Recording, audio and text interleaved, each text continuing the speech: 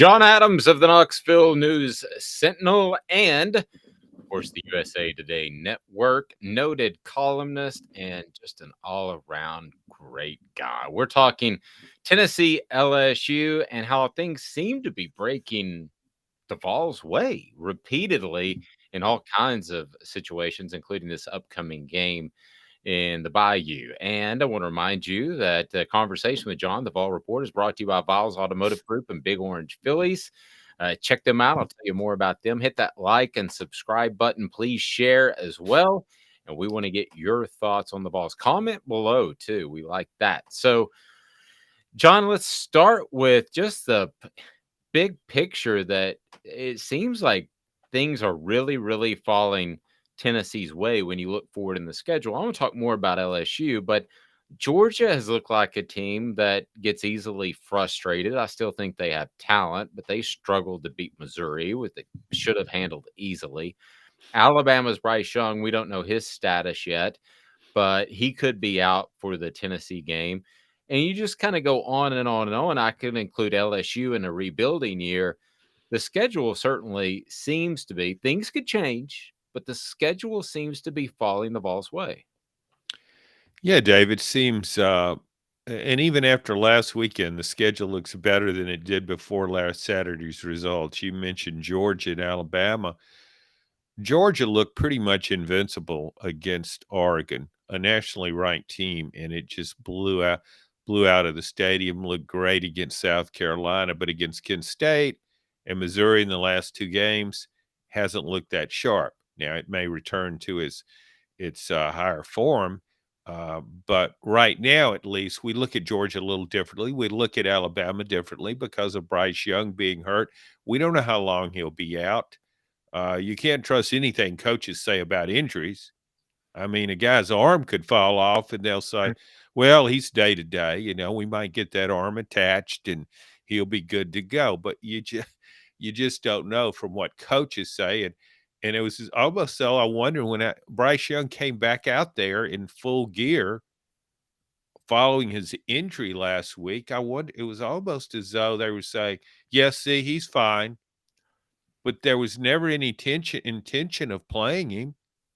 So it was almost yeah, it was for show, nothing more. Well, in his display too of emotion, it was almost like he knew what was wrong and not the kind of despair that you see out of players that are out for the remainder of the year, but the kind of frustration like, Dad, blame it. I might be out for a couple, 3 games. And that's the scuttlebutt I'm hearing. I'm not reporting anything, but that's what I keep hearing is could be 2 to 3 weeks. Well, and he's had the injury before, apparently, so he knows what it feels like. He knows what it means. And so that would take him out of the this week's game against A&M. If that's true, we don't know for sure, but that would take him out against A&M. And for Tennessee, well, it would take him out for Tennessee. And the idea of Tennessee at Neyland Stadium playing Alabama without Bryce Young, that could be pretty appealing to Tennessee fans. And when you think about it, Dave, Alabama, all these great teams, and it's had all these future NFL first round draft picks, 3 quarterbacks starting in the NFL right now that I can think of off the top of my head. Um, but those quarterbacks were just surrounded with talent. Bryce Young doesn't have all these. It has receivers who run pretty fast, but they don't always catch the ball. I mean, this isn't Devontae Smith, a Heisman Trophy winner, and Jalen Waddle and Judy and all those guys that have pretty much run through the SEC. So Tennessee has reason to be optimistic about that, and other things that have happened this year too. I mean, a close win at Pittsburgh in overtime, and they're playing against a backup quarterback who's limping in the second half. Uh, I mean, that's you draw it up. It, things that could improve our chances of winning. You would probably have that on the whiteboard. Backup quarterback who limps. That would be something you very favorable. So, and even against Florida. although Anthony Richardson had a great game throwing the ball, he told a CBS reporter before the game that he wasn't quite 100%. And I thought that showed in his running. He made some plays running, but he just didn't have that burst where he might go 50 yards. So things are really unfolding Tennessee's way. John Adams' appearance, and I want to break down LSU, brought to you in part by Viles Automotive Group. Viles Automotive Group, they want, they need, and they appreciate your business. They're right there on Callahan Drive, and Viles Automotive Group is all about integrity. So if you need car service there, they'll take care of you.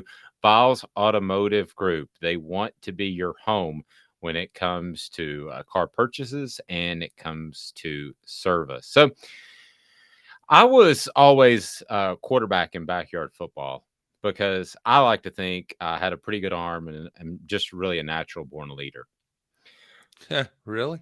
so, I mean, you actually thought that? so, nevertheless, I was not like Jaden Daniels in a lot of ways. Um, he's a little bit faster. He's a little bit more athletic than I was at the similar age. But I'll tell you one way we were different. I love throwing the ball downfield. Forget the check down. I'm chucking. But Jaden Daniels is one of the few quarterbacks I've ever heard a coach say he needs to be more aggressive downfield. It's usually the exact opposite. You don't want to put things tight windows. You don't want to force things. Yeah. But with him, it's like, please, for the love of all goodness, throw it downfield. Boute's open. Help. He prefers that 3-yard route by the tight end, doesn't he? Maybe throw it at his feet or something. He makes a dive and catch, and hey, it's 2.5-yard gain. Yeah, well, it's got to be frustrating to everybody that's watching LSU because LSU has a really good receiving corps, and it's not that involved. And you think about Tennessee's weakness, secondary coverage and tackling. LSU would have the receivers to exploit that, more so than Florida. But if he's not throwing down field, maybe you should be the quarterback for him, and you could chunk it downfield, Dave. Well, I've been a couple of torn labrums since then. They would have Okay. to give me at least 3.5 days to warm up.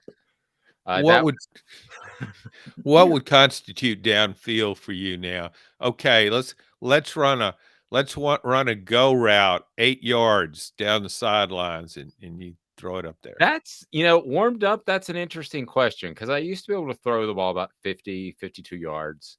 I think I would struggle to get it 30, but it would be a long warm up. And the last time I actually threw a ball in any sort of real environment, I basically threw out the first pitch, and I think it was closer to third base than it was home plate. Yeah, you know these people when you go you gotta have the ceremonial first pitch and Yes. just people go out there.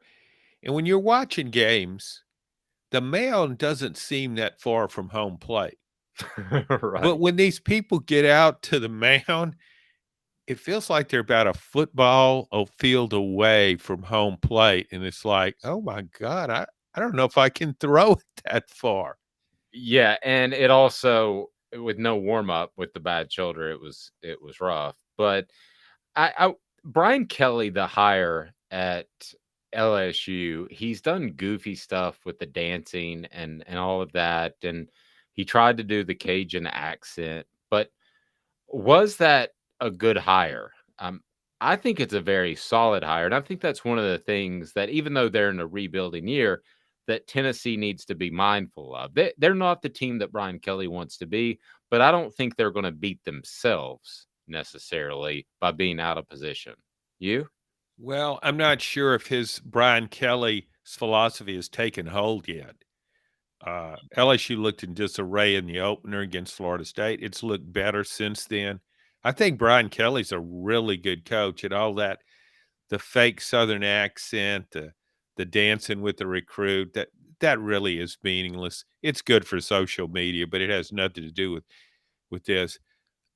I mean, Brian Kelly right now with his, they came back from a 17-0 deficit against Auburn. I know Auburn's not a great team. It's not even a good team, but still, they stayed together, pull that thing out, which good teams do on bad days. So I like Brian Kelly as a hire. I mean, he's won everywhere he's been. It's not just Notre Dame. It's Central Michigan. It's Cincinnati. It's Grand Valley State or wherever that place was. We won a bunch of games. I just think he'll win there. He's got the number 7 ranked recruiting class in the 24/7 composite. I think it's a great hire. And I wrote a column the other day.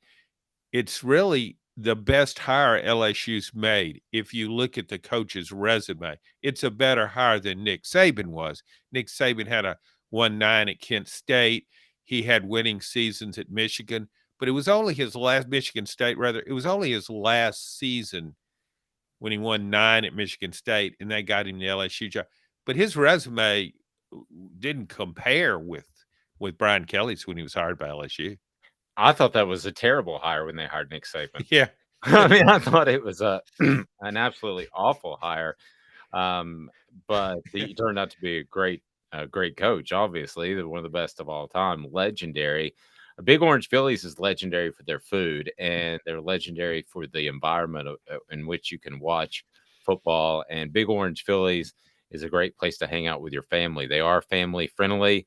They have darts, billiards. They've got video games. They've got cornhole, and they've got great food. That's Big Orange Phillies on Maynardville Pike, close to Maynardville and close to Halls and Powell. So it's easy to get to there in the North Knoxville area.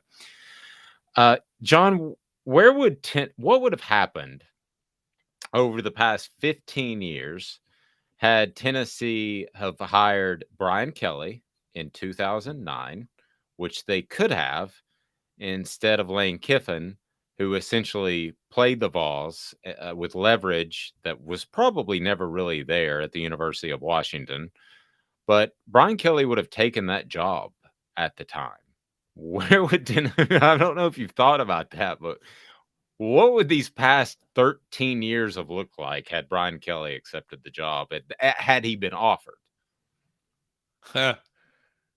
Well, the COVID season would have looked a lot better because I think Brian Kelly's capable of wearing a COVID mask, and that was totally lost on Jeremy Pruitt. No, seriously, I mean, things would have been much better, obviously. I mean, you could say, well, maybe Brian Kelly wasn't ready for that big a job at the time. I don't think that holds true. I think usually these coaches that are really good coaches, you put them in a situation, they go in and win.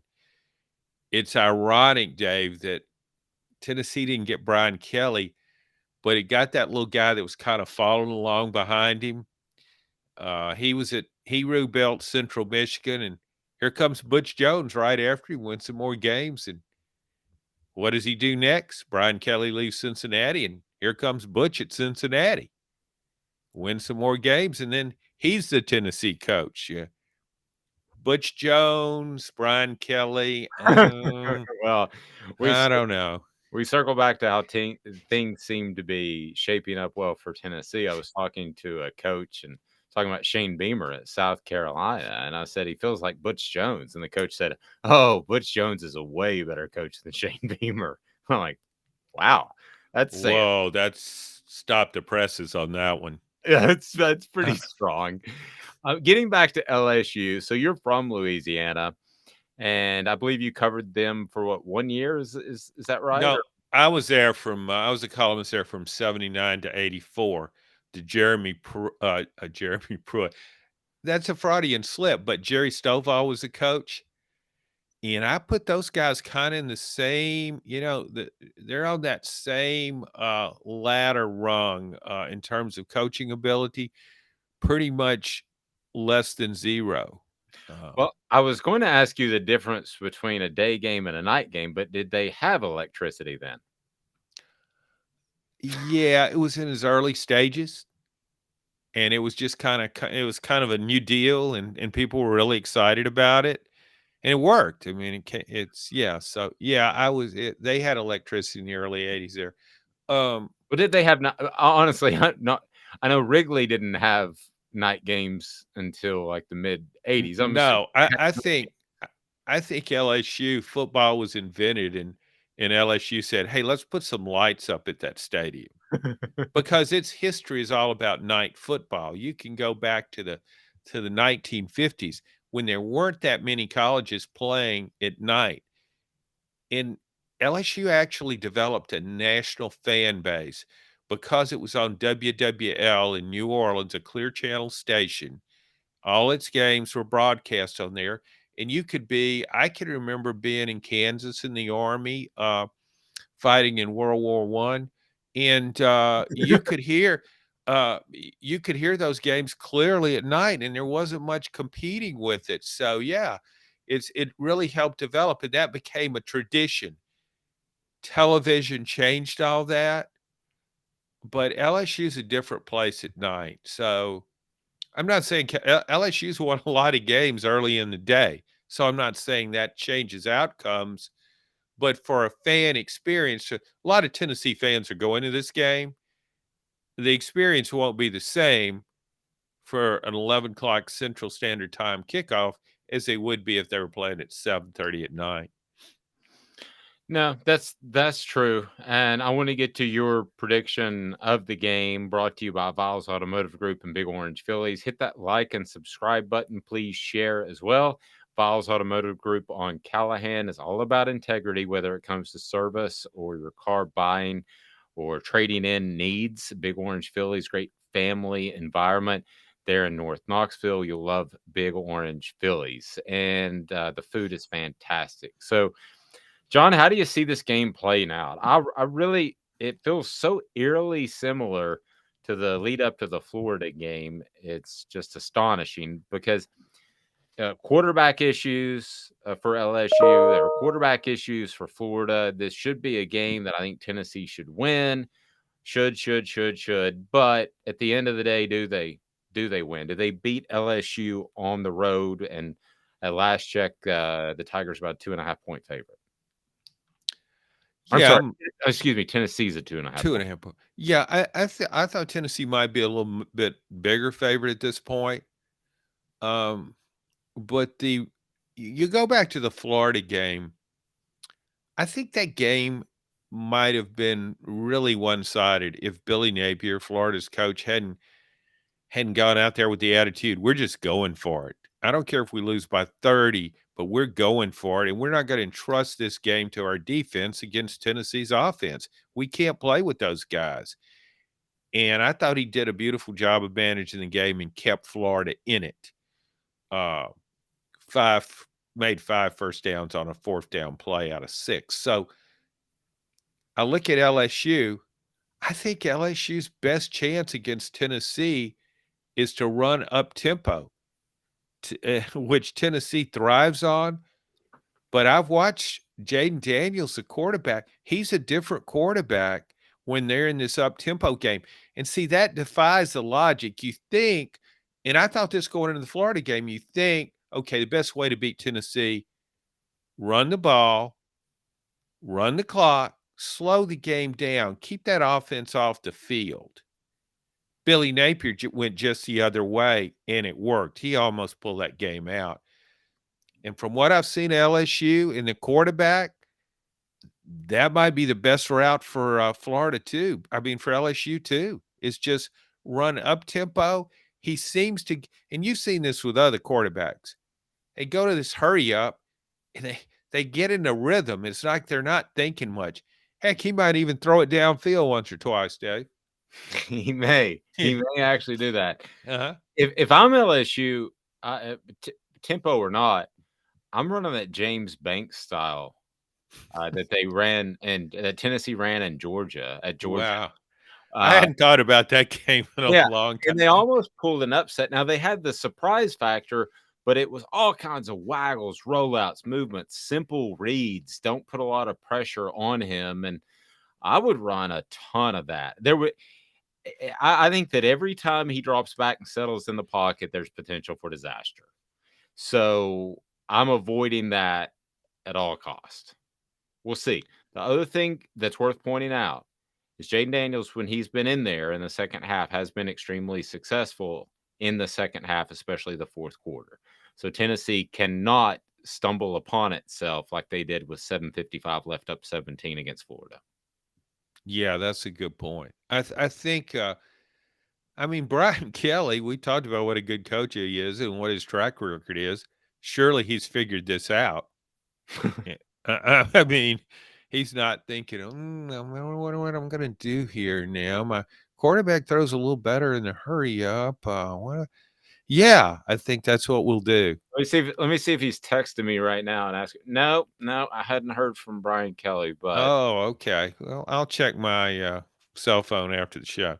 yeah, that would be worth doing. Big Orange Phillies, family friendly. Watch the game there this weekend. Biles Automotive Group, talking about integrity. Biles Automotive Group is fantastic. He's John Adams. I'm Dave Hooker. This has been a presentation of Off the Hook Sports.